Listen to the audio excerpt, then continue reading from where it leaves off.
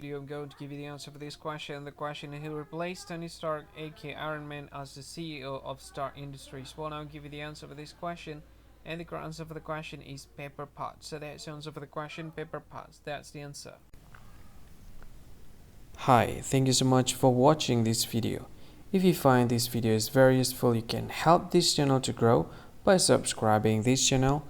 Please this subscribe button and don't forget to like this video. And if you find this video is not really good, or you don't really like this video, or you kind of feel that it's a little bit offensive or something like that, you can click this one, dislike button. You can do that anyway.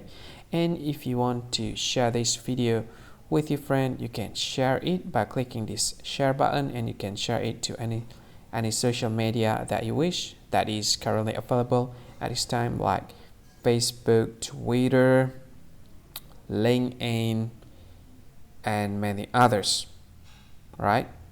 And if you want to add this video to your playlist, you can click this one. You can watch this video later, and you can find more options by clicking these three dots. And yeah, don't forget to subscribe. I think that's all of it. Thank you so much for watching this video, and see you again in another video. Bye bye. See you again.